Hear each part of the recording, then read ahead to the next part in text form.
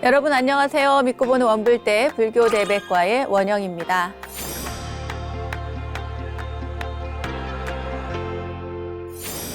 수영 선수들이 시합을 하기 전 코치로부터 듣는 이야기가 있습니다.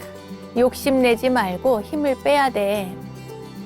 또 슬럼프에 빠진 야구 선수에게 타격 코치가 하는 조언은 힘을 빼고 한번 쳐봐입니다. 어떤 종목의 스포츠를 배우던 힘을 빼라는 코치의 조언을 듣게 된다고 하는데요. 선원에서 참선 수행을 할 때도 마찬가지라고 합니다. 입승 스님께서 죽비를 치면서 이렇게 힘을 빼라는 이야기를 가끔 또 조언처럼 해주시죠. 물 위에 뜨기 위해서는 힘을 빼야 하듯이 또 스윙을 잘하기 위해서는 힘을 빼고 부드럽게 쳐야 하듯이 참선 역시 긴 시간 동안 바른 자세를 취하기 위해서는 몸과 마음의 힘을 조금 빼야 되는 거죠. 자, 그렇다면 우리는 얼마만큼의 힘을 빼고 이 세상을 살아가고 있을까요? 글쎄요. 저도 여러분께 한 말씀 덧붙여 보겠습니다. 정신없이 한 곳만 보고 달려온 나 자신을 좀 뒤돌아보고 한 번쯤 이렇게 힘을 쭉 뺀다 이렇게 생각하고 살아보면 이 세상도 달리 보일 겁니다. 자, 원영 스님의 불교 대백과 오늘도 행복하고 편안한 마음으로 출발해 보겠습니다. 여러분 환영합니다. 어서 모이세요.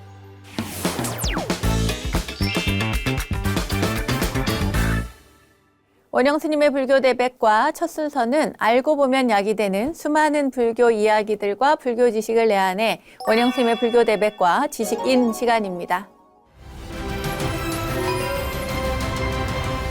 금강경과 천수경, 반야심경까지 불제자들의 필수 상식이라는 타이틀로 그동안 우리의 소중한 몇 가지 경전들을 살펴봤는데요. 경전 공부하는 시간을 무척이나 좋아하고 또 여러분 기다리고 계시더라고요. 원불대 애청자분들의 그 학구열, 글쎄요. 요즘 제가 제대로 검증할 수가 있어서 참 좋았습니다. 그래서 여러분의 그 마음을 받아서요. 오늘부터는 신중단에서 기도할 때 외우는 거죠. 화엄경 약찬계를 통해서 화엄경을 공부해 보려고 합니다. 이 화엄경은 부처님께서 완전한 깨달음을 얻은 후에 부처님의 연꽃이라고 하는 뭔가 이렇게 상징적으로 그 깨달음의 경지를 표현하죠. 그것을 가능하게 하는 수행법, 실천법, 그것을 설한 경전입니다. 자, 화엄경의 방대함은 여러분도 아마 잘 아실 거예요. 그래서 저와 함께하는 이 시간에는 방대한 화엄경의 이 전부를 다 살펴볼 수는 없고요. 화엄경은 과연 어떤 경전인가? 화엄경에 대한 개요와 함께 오늘부터는 화엄경 약찬계를 살펴보려고 합니다. 오늘도 유익한 시간이 되길 바라면서 그럼 화엄경 약찬계 공부 시작해 보도록 하겠습니다.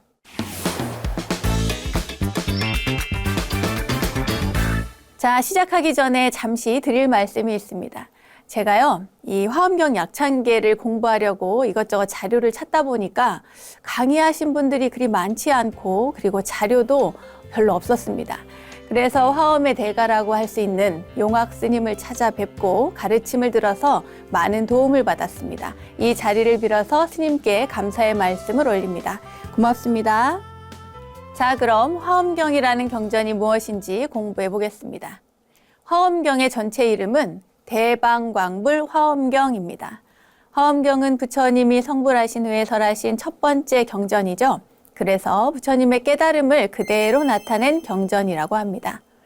스스로를 아는 것이 곧 세계를 인식하는 일이 되는 정말 무한하고 웅대한 세계관이 담긴 경전이죠. 이해되셨어요? 자, 한 번 더 말씀드리겠습니다. 스스로를 아는 것이 곧 이 세상, 이 세계를 인식하는 일이다. 즉, 대승경전이 갖는 웅대한 세계관의 기본형이 바로 화엄경이라고 할 수 있습니다. 이 화엄경에는 40화엄경, 그리고 60화엄경, 80권 화엄경이 있습니다. 40권 화엄경은 반야가, 그리고 60화엄은 불타발타라가, 그리고 80화엄은 실찬안타가 번역을 했습니다. 우리나라에서는 주로 글쎄요, 요즘에는 80화엄경을 주로 공부를 많이 합니다. 이 80권 화엄경은 7처 9회 39품으로 이루어져 있는데요. 이게 무슨 말이냐면 장소가 7곳이라는 뜻이에요. 그리고 9번 설법을 하셨고 39품으로 이루어졌다는 얘기입니다. 그래서 7처9의 39품이라고 하는데요. 그런데 장소가 7곳인데 왜 9번 설법인가? 지상에서 시작해서 천상으로 가셨다가 다시 지상으로 내려와서 설법을 하시는데요. 지상에서는 정멸도량, 보광명전, 급고도건, 천상에서는 도리천궁, 야마천궁, 도솔천궁, 타화자재천궁, 그리고 다시 보광명전으로 와서 3회를 설법을 하셔서 7처 9회가 됩니다. 자, 그럼 이 80권 화엄경의 설주는 누구냐? 중심이 되는 분은 누구신가 하면요. 바로 비로자나 부처님입니다. 설주라고 하는 것은 말씀 설자의 주인 주자, 설하시는 주체가 되는 분입니다. 그러니까 비로자나 부처님이 주인공이고 중심이 된다는 건데요. 이 비로자나 부처님은 석가모니 부처님의 그 깨달음의 본체, 그러니까 진리 그 자체를 상징적으로 표현한 분이라고 보시면 되겠습니다. 자, 그럼 9번 법회가 이루어졌는데 그 내용은 어떠한가 간략하게 소개를 해드리도록 할게요. 먼저 첫 번째 법회입니다. 첫 번째 법회는 보현보살님이 등장을 합니다. 보현보살님이 오셔서 부처님의 세계를 설하시는 내용을 담고 있는데 부처님이 깨달음을 얻으시고 그 빛이 발하는 광명의 그 빛을 발하는 그 모습이 굉장히 장엄스럽게 펼쳐지고 볼 수가 있습니다. 그 내용들을 담고 있고요. 두 번째 법회에서는 문수보살님이 등장합니다. 고진멸도를 설하시고 그리고 문수보살님께서는 이 신, 믿음에 대한 이야기를 해주십니다. 세 번째 법회에서는 법회보살님이 나오시는데요. 법회보살님께서는 10주에 대한 법문을 해주시고 네 번째는 공덕님 보살님이 나오셔서 10행에 대한 법문을 해주십니다. 그리고 다섯 번째는 금강당 보살님이 나오셔서 10회항 법문을 설해 주시고 여섯 번째는 금강장 보살님이 나오셔서 10지 법문을 설해 주십니다. 여기까지 뭐 10주, 10행, 10회항, 10지 이렇게 쭉 이렇게 수행의 계의가 쭉 나오는데요. 이 가운데에서도 특별히 10지 법문이 굉장히 중요해서 별도로 10지경이라고 하는 경전이 따로 만들어져 있을 정도입니다. 그리고 7회에는 등각과 묘각에 해당되는 그 정각 세계, 부처님의 깨달음의 세계가 설해지고요. 8회에서는 보살도를 총괄해서 설하고 있습니다. 그리고 9회에서 마지막 9회에서 선제동자가 등장을 합니다. 그래서 지금까지 설했던 부처님의 세계와 보살도를 재현을 하고 있죠. 그 마지막에 나오는 보현행원품이 굉장히 중요한데요. 왜냐하면 처음에 등장하신 분도 보현보살님이시고 마지막에 등장하신 분도 보현보살님이시기 때문에 이 화엄경이라고 하는 경전은 정말 실천, 보살도를 강조하고 있는 그런 경전이구나 하고 알 수가 있습니다. 이 방대한 화엄경을 저희가 다 낱낱이 볼 수가 없거든요. 80화엄경도 그렇고 뭐 60화엄, 40화엄도 마찬가지입니다.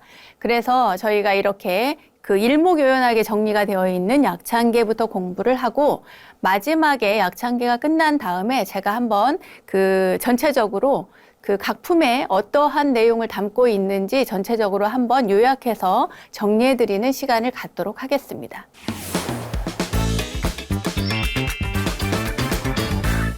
그럼 이제부터 약찬계를 공부를 해보도록 하겠습니다. 약찬계는 7자 개송으로 되어 있습니다. 그리고 119, 770자로 되어 있는데 이 7자 개송이라고 하는 것은 7자씩 되어 있다는 거예요.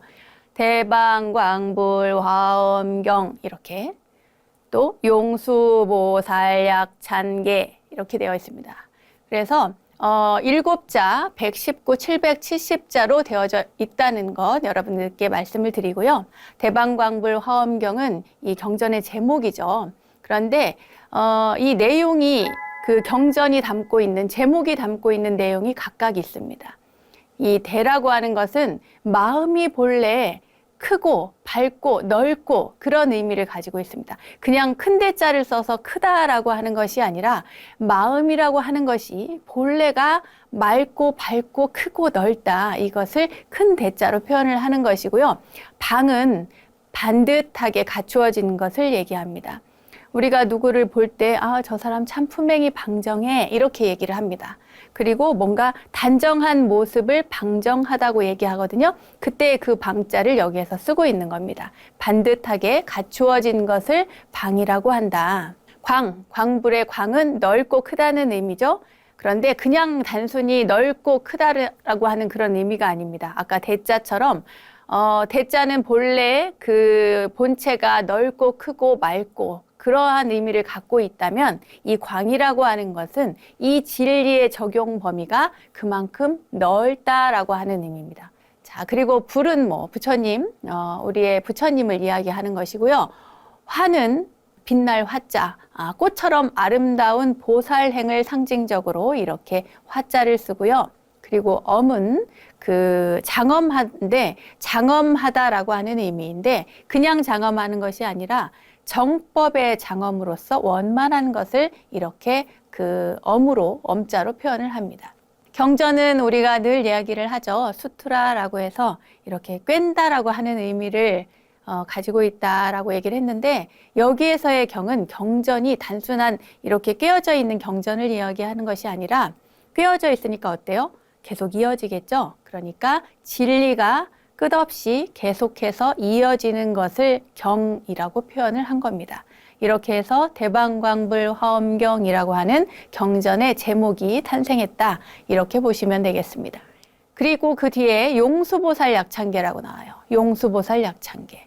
말하자면 이 약찬계를 용수보살이 지었다는 건데 자 그럼 용수보살이 왜 나오나? 본래 화엄경은 당나라 때 실찬안타가 번역을 했죠. 80화엄경은 실찬안타가 번역을 했다고 제가 아까 말씀을 드렸습니다. 그런데 이 화엄경 약찬계는 바로 용수보살이 저자라고 하는 겁니다. 용수보살님은 남인도에서 태어나서요. 마명보살을 이어서 또 대승경전의 주석서를 굉장히 많이 찬수를 하셨습니다. 중간학파를 창시하고 그리고 공사상을 널리 알린 분으로 아주 유명하죠. 자, 여기까지만 하고 본격적으로 들어가 볼까요? 나무 화장 세계해 비로자나 진법신 현재 설법 노사나 석가모니 제열에 여기까지 보겠습니다. 화장 세계에 계시는 비로자나 진법신, 현재 법을 설하시는 노사나 부처님, 석가모니 부처님과 모든 열애께 귀의한다라고 하는 내용입니다. 자, 화장 세계는 가장 아름다운 모습을 가진 곳입니다.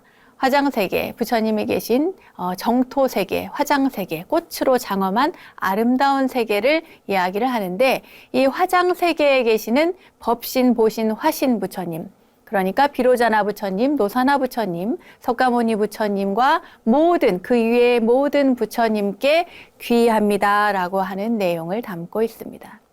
그 다음 볼까요?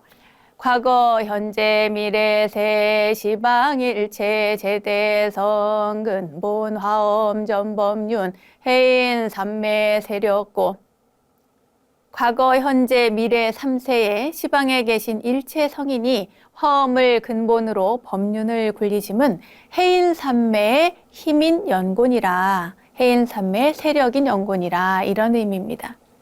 이게 무슨 말인가 하면 시방 3세 모든 부처님께서 해인삼매의 힘으로 바로 화엄경을 설하셨다라는 뜻인데요. 해인, 해인사의 그 해인입니다. 해인이라는 것은 바다에, 여러분 바다에 갔을 때 바람이 싹 그치고 그러면 어때요? 파도가 일지 않죠? 파도가 잠잠해집니다. 고요해지고 그럴 때 보름날이야 딱. 그럼 저 하늘에 맑은 하늘에 그 밝게 빛나는 둥근 달이 그 고요해진 그 파도 위에 그대로 비추어집니다. 말하자면 그 고요해진 바다 위에 이 세상의 모든 만물이 다 그대로 사진 찍히듯 도장 찍히듯 그렇게 비추는 것을 말합니다. 그래서 해인이라고 하는 것은 바다 해자에다가 도장 인자를 씁니다. 그대로 도장 찍히듯이 비추는 것을 이야기합니다. 마찬가지로 부처님 마음에도 일체의 파도가 일지 않고 맑고 밝고 또한 고요해서 모든 것이 그대로 비추어진다. 그런 이야기입니다. 자, 그 다음 볼까요? 보현보살 제대 중입니다. 보현보살 제대 중. 이제부터는 이렇게 딱딱 한 단어씩 7자씩 끊어서 제가 설명을 해드리도록 하겠습니다. 보현보살 제대 중이 나옵니다. 보현보살과 모든 대중, 보살 대중을 이야기합니다. 보현보살님은 아까도 말씀드린 것처럼 화엄경에서는 굉장히 중요한 인물입니다. 가장 처음에 등장하신 인물이고요. 그리고 가장 마지막에 나오십니다. 우리가 보현보살님 하면은 행원제일이라고 알고 있죠. 그리고 보현보살님은 코끼리를 타고 있습니다. 사자 타신 분 누구? 문수보살님. 코끼리 타신 분은 보현보살님. 이렇게 보현보살님이 처음 등장하고 마지막에 또 등장했다라고 하는 것은 그만큼 화엄경이 실천을 강조한다는 의미겠죠. 첫 번째 설법 장소인 정멸도량에서 보현보살님께서 설법을 하시는데 그 39품 가운데 무려 6품이 설해집니다. 그곳에서 부처님과 부처님 세계의 그 오묘한 그리고 심오한 그러한 공덕을 설해주고, 그리고 보현보살님은 또 평소에 많은 보살 대중들을 함께 거느리고 다니신데요. 그래서 보현보살 제대중이라고 합니다. 예를 들어서 세주묘원품을 보면요. 온 세계의 주인이 되는 이들이 부처님의 깨달음의 세계를 오묘하게 장엄했다는데 거기에 많은 보살과 호법, 신장, 천왕 등이 다 이렇게 모인답니다. 그래서 보현보살 제대중이 되는 거죠. 그 다음 집금강신 신중신입니다. 금강절을 든 신중님과 몸이 여럿인 신중님, 그러니까 지금부터 신중님들의 명호가 쭉쭉 해서 나오는데요. 우리가 신중님, 신장님 하면 누구죠? 도량을 옹호하는 분들이라고 잘 알고 있습니다. 특히 화엄경에 나오는 이 신중님들은요, 굉장히 신비롭고 어떤 영통한 위실력을 가지고 계신 분들인데요. 그래서 각각의 신중님들의 역할도 매우 중요하지만 그분들의 명호를 통해서 우리가 상징적으로 읽어낼 수 있는 부분들이 있습니다. 집금강신이라고 한다면 신중님 중에서 처음으로 등장하는 분이죠. 금강, 집금강, 금강을 집었다, 가지고 있다. 말하자면 금강절을 얘기합니다. 그 어떤 것도 대적할 수 없는 최상의 무기. 그러니까 금강, 우리가 금강경 할 때 배웠죠. 다이아몬드 수트라 할 때 금강이라고 하는 것은 굉장히 강한 어떤 최상의 무기, 인드라의 무기다. 그런 얘기를 하면서 설명을 해드렸습니다. 말하자면 그 금강절을 들고 이렇게 그 누구와도 맞서 싸워서 이길 수 있는 그런 신중님을 말합니다. 근데 그냥 단순히 신중님을 이야기하는 것이 아니라 이 신중님, 금강절을 든 신중님은 굉장히 심성이 견고하고 단단한 것을 상징합니다. 금강이라고 하는 것은 특히나 번뇌를 부순다는 의미를 담고 있잖아요. 그래서 이 집금강신은 오랜 세월 동안 부처님을 따르면서 불법을 옹호하는 신중으로 알려져 있습니다. 집금강신, 신중신, 그 뒤에 신중신은 도량을 잘 지키는 분들입니다. 그런데 이 신중님들은 모양만 보면 몸이 여럿이래요. 삼두육비라고 합니다. 이제 모양이, 형상이 머리가 3개고 팔이 6개 달린 거예요. 이분들은 옛적에 대원을 성취하고 부처님께 부지런히 공양을 올리신 분이랍니다. 그런데 넓은 뜻으로 보면요. 우리 마음 속에 많은 능력이 잠재되어 있는 것을 이렇게 표현한 것이랍니다. 그러니까 삼두육비니까 못 보는 것이 없고 못하는 일이 없겠죠. 수많은 능력과 재주가 우리 안에 다 내재되어 있다. 이것을 이렇게 신중신으로 표현을 한 거다. 이렇게 이해를 하시면 되겠습니다. 집금강신이 견고성을 상징한다면 신중신은 말하자면 다양성을 상징한다고 보면 되겠습니다. 우리의 본심에 이렇게 갖추어진 다양성은 억지로 해서 막 이렇게 만들어진 게 아니고 말하자면 그렇습니다. 꽃이 피면 자연스럽게 향기가 나는 것과 같이 우리의 그 본래 심성이 드러나면 드러날수록 우리가 어때요? 기품 있는 말도 하고 기품 있는 행동도 하고 그리고 자비로운 행동을 할 수 있는 그런 이치와 같은 것입니다. 족행신중 도량신, 족행신중 도량신, 여기에서 족행신중 도량신은 발이 여럿인 신중과 도량을 수호하는 신중을 이야기하는데요. 족행신중은 말 그대로 그 발족자를 써서 발이 굉장히 빠른 신중님이시랍니다. 족행신중. 아주 오랜 세월 동안 부처님을 떠난 적이 없다 그래요. 이 족행신중은. 그래서 부처님이 다니신 곳, 부처님이 행하신 곳, 그 바라밀 행까지 모두 다 우리가 닮아서 또 그대로 부처님이 행하신 그대로 우리가 수행을 해나가는 것을 의미를 하고 있습니다. 도량신, 도량신 같은 경우에는 도량을 지키는 신중인데요. 부처님께 공양하기를 원하고 또 언제나 이 수행하는 자들, 수행자의 처소를 잘 지키고 그리고 깨끗하게 꾸며서 단정하게 살 수 있도록 도와주는 분이라고 합니다. 주성신중 주지신, 주성신은 성을 지키는 신중님이시고요. 그리고 주지신은 땅을 지키는 신중님입니다. 자, 주성신중부터 볼까요? 주성신중은 성을 지키는 신중님이신데 오랜 세월 동안 부처님께서 거처하는 곳을 지킨 분이라고 합니다. 말하자면 이 주성신중을 통해서 우리가 배울 수 있는 점은 이분들은 우리 삶의 터전을 안전하게 지켜주시는 분이래요. 그래서 이렇게 성주신을 언급하는 것은 우리들 스스로가 마음의 성을, 우리가 갖춘 이 마음의 성을 잘 단속하고 지켜라 라고 하는 의미라고 합니다. 주지신은 땅지자를 쓰죠. 말 그대로 땅을 지키는 신인데 깊은 원력으로 부처님을 모시고 복덕을 쌓는데요. 우리가 살아가는 이 세상을 말하자면 이 땅처럼 차별 없이 일체 만물을 길러내는 터전이 되도록 도와주시는 분, 이렇게 이해하시면 되겠습니다. 땅을 한번 생각해 보세요. 땅은 사실 저 땅 밑에는 수많은 보물들이 이렇게 가득 담겨 있잖아요. 그리고 겉으로는 어떻습니까? 이 땅 위에는 수많은 중생들이 살고 있는 삶의 터전이 되어주죠. 어떠한 변화, 어떠한 수많은 변화가 있더라도 언제나 차별 없이 이 만물을 길러내는 그 터전이 되는 것처럼 차별 없는 마음을 가지라는 것이 바로 이 주지신이 갖는 의미입니다. 다음은 주산신중 주림신입니다. 주산신중 주림신은 산을 주관하는 신중과 숲을 주관하는 신중입니다. 주산 그리고 주림이거든요. 자, 주산신중부터 보면 산을 수호하는 신중님으로 말하자면 최상승의 공덕을 의미합니다.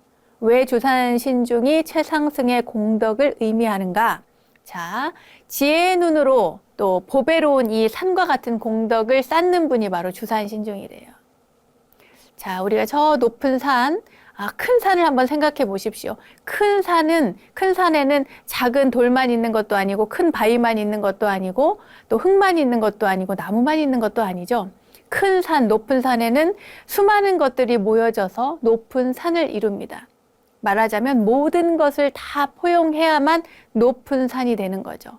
그런 것처럼 모든 일을 너그럽게 해서 모든 걸 포용할 줄 아는 사람, 그리고 고요함을 아는 사람, 또한 인자하고 지혜로운 사람이 되라는 의미로 바로 주산신중을 이야기하는 겁니다. 그 다음 주림신은 이게 수풀림자거든요. 나무목 2개 있는 수풀림. 숲을 수호하는 신인데 꽃과 싹이 매일 자라는 이 숲처럼 밝은 광명을 지닌 신이랍니다.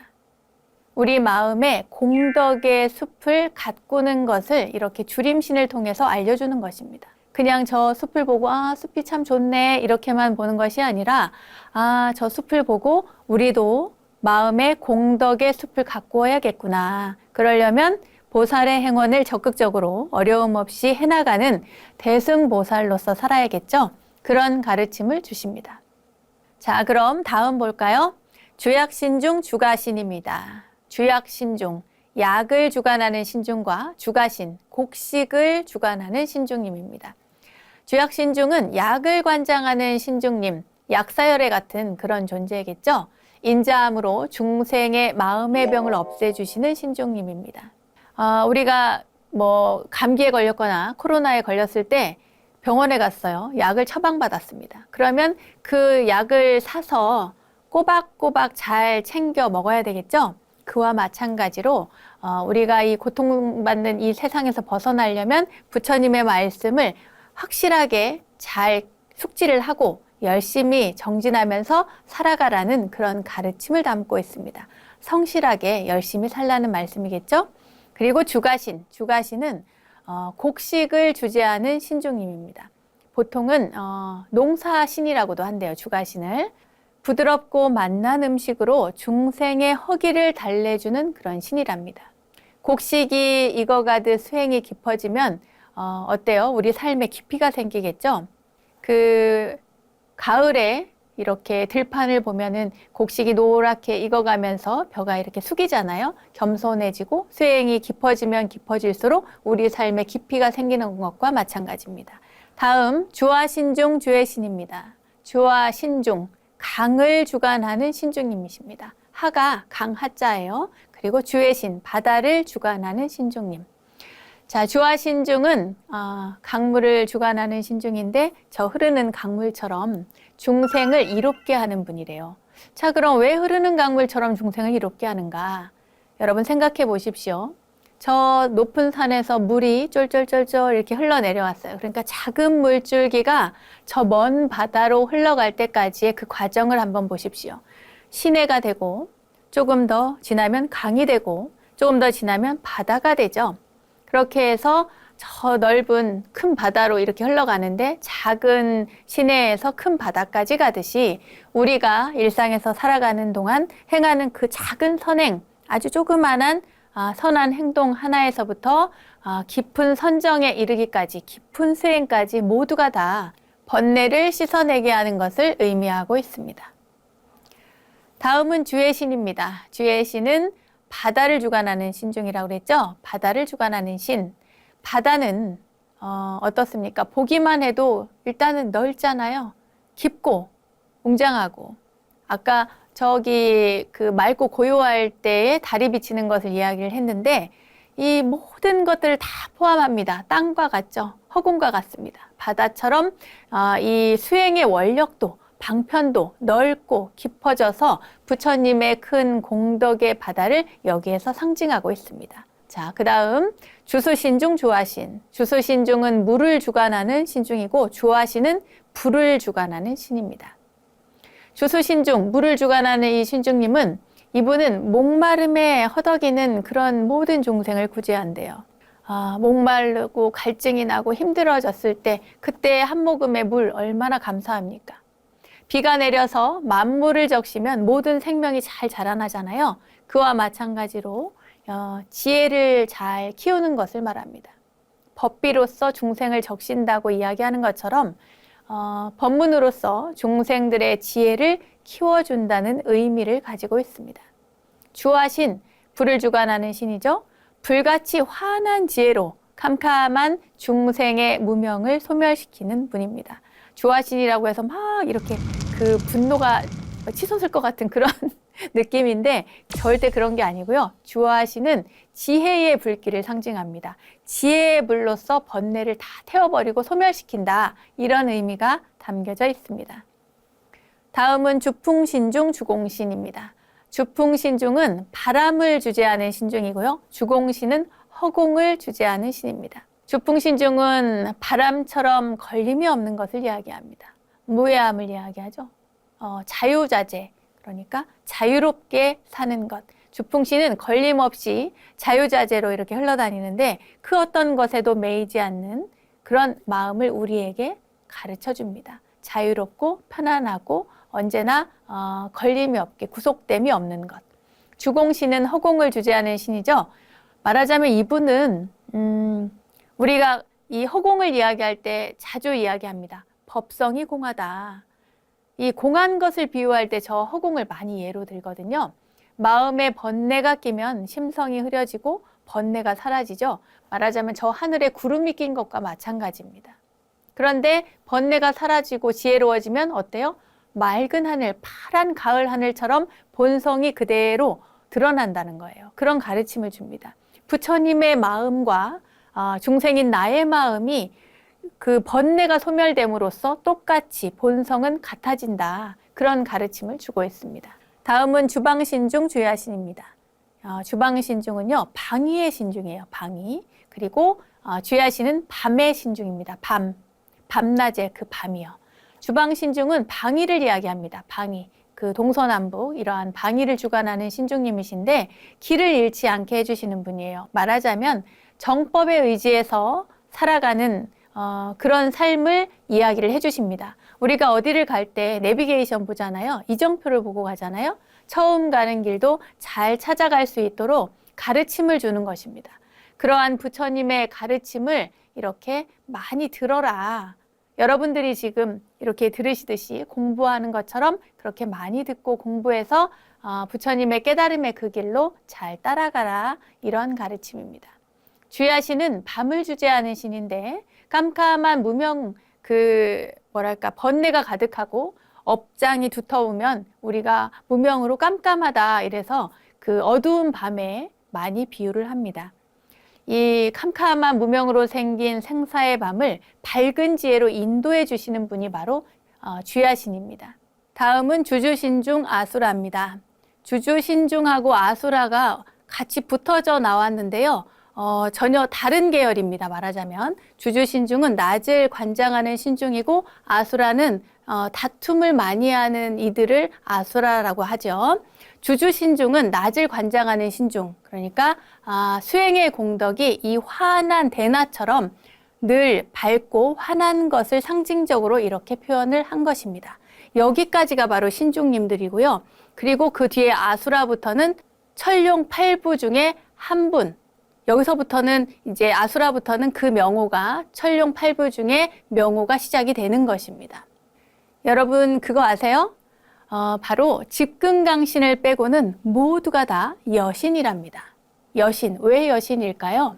신중님이 여신이라고 하는 것은 우리 어머니들이 그 자식을 대하는 그 마음, 그러한 자비심을 가지고 모든 중생들을 다 잘 보살핀다는 의미를 가지고 있습니다.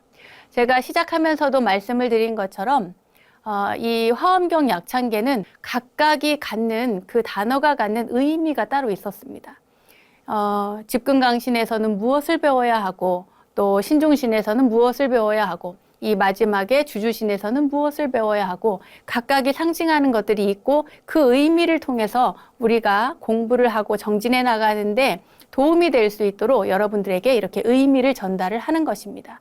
꼭 지혜롭게 그냥 단순한 명호가 아니라 그 속에 있는 내용, 그것이 갖는 의미를 여러분들이 파악하시면서 공부를 하시기를 바라겠습니다.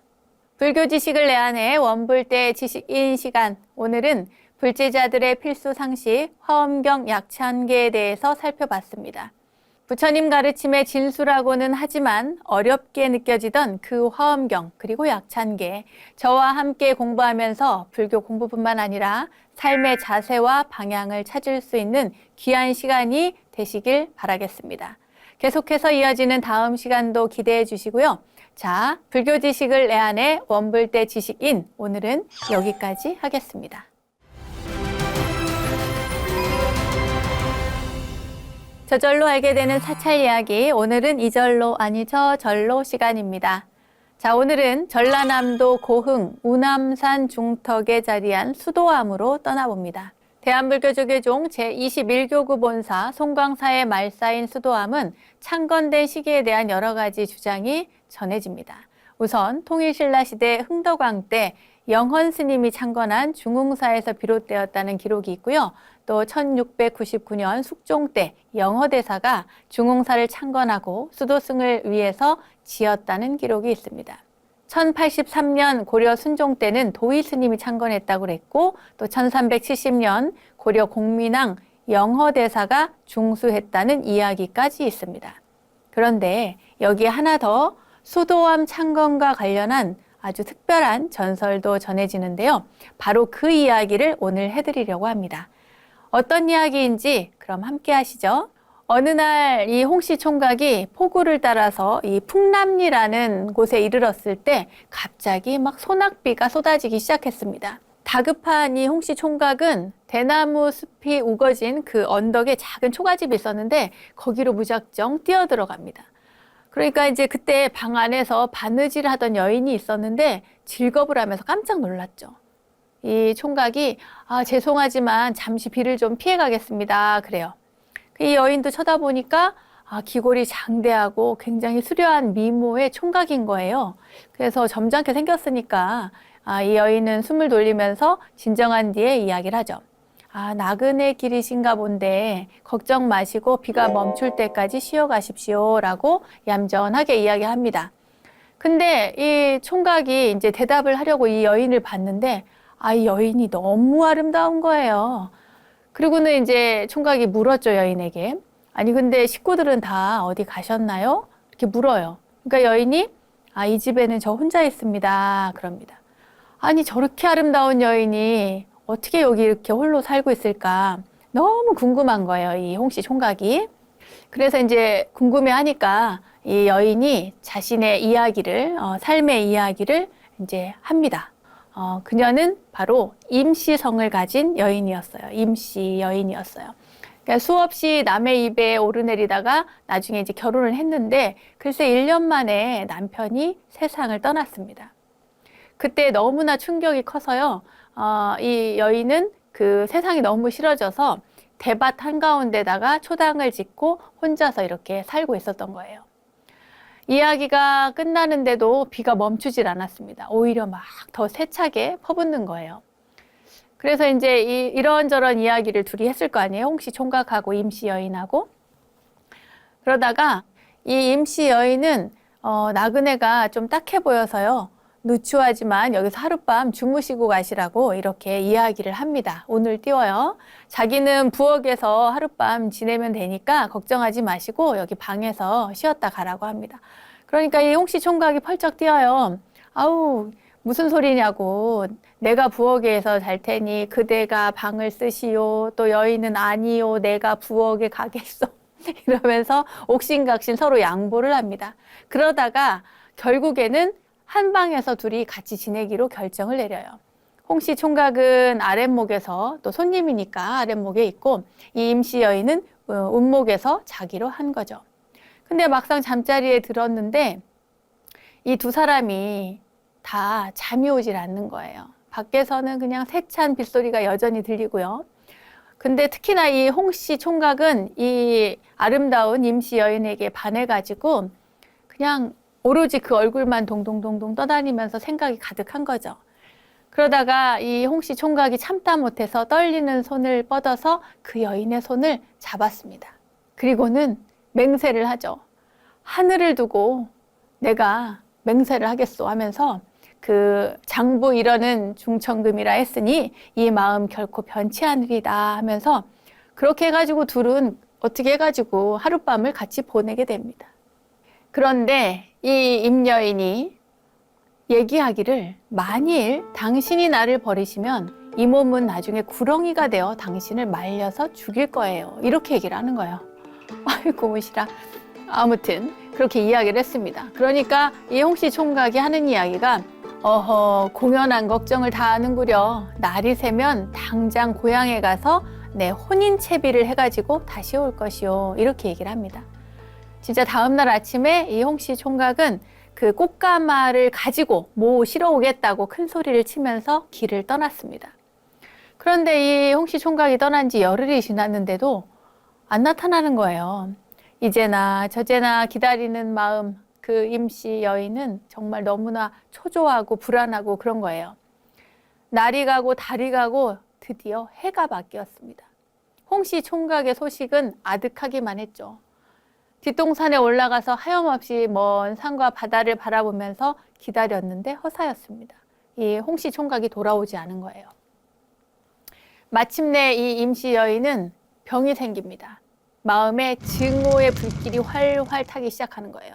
그러던 어느 날 자리에 알아 눕고 말았죠. 그래서 이제 의원이 와서 보니까 상사병에는 백약이 무효라는 거예요. 아무 소용이 없다는 거죠. 그때 홍씨 총각과 만난 지 꼭 1년이 되던 날 그 임씨 여인은 숨을 거두고 말았습니다. 그런데 고향으로 돌아온 홍씨 총각 어떻게 됐을까요? 세상에 임씨 여인과의 약속은 까마득하게 잊은 채 정말 책만 열심히 보고는 그리고는 과거를 봤죠. 정말 과거에 급제를 해가지고 한 평의 현감으로 부임을 했습니다. 참네. 이걸 어떻게 잊겠습니까? 그죠? 근데 잊었나 봐요. 홍씨 총각은 양가댁 교수를 아내로 맞아서 잘 살고 있었습니다. 새카맣게 잊고 말이죠. 그러던 어느 날 밤에 이 현감이 된 홍씨 총각이 술이 취해서 잠자리에 들었습니다. 그런데 이날 이상한 소리가 들리는 거예요. 스르륵 소리가 나는 거예요, 갑자기. 그래가지고 이게 뭔 소리지 하면서 이제 깼습니다. 깨었더니 글쎄 커다란 구렁이가 방 안에 들어온 거예요. 아니 구렁이가 그러면서 막 놀래가지고 걔 아무도 없느냐 하면서 여기 구렁이가 나왔으니 빨리 때려잡으라고 난린 겁니다. 현감이 이렇게 밤중에 호령을 하니까 하인들이 막 몰려와가지고는 그 현감이 자고 있는 이 홍씨 총각이 자고 있는 방의 방문을 열려고 했는데 문이 꼼짝도 안 하고 열리질 않는 거예요. 그래가지고 막 몽둥이로 문을 부수려고 해도 부서지지가 않는 겁니다. 오히려 막 손에 쥐가 나고 움직일 수가 없는 거예요. 그런데 그때 구렁이가요 이미 부들부들 떨고 있는 이 현감의 몸을 칭칭 감았습니다.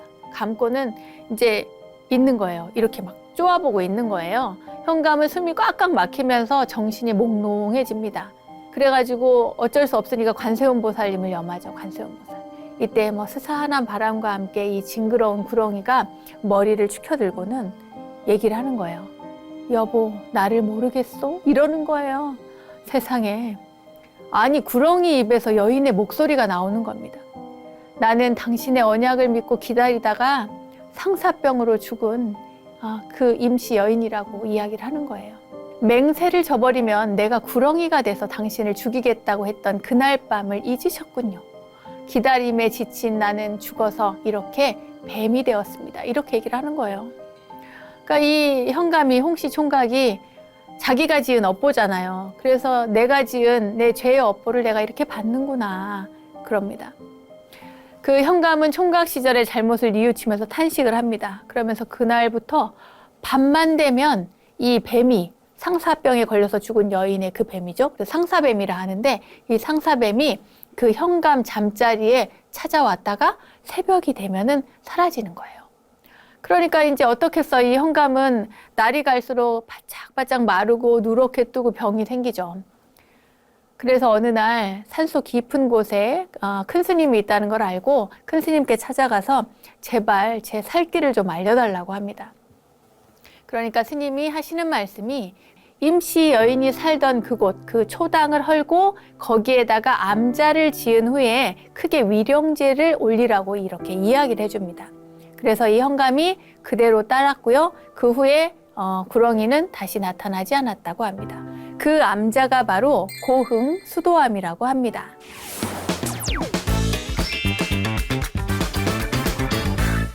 원영 스님의 불교 대백과 오늘도 유익한 시간 되셨나요? 세상의 모든 불교 이야기를 모아서 전해드리고 있는 원영 스님의 불교 대백과 오늘은 불제자들의 필수 상식 화엄경 약찬계를 주제로 공부를 해봤고요. 고흥 수도암의 전설도 전해드렸습니다.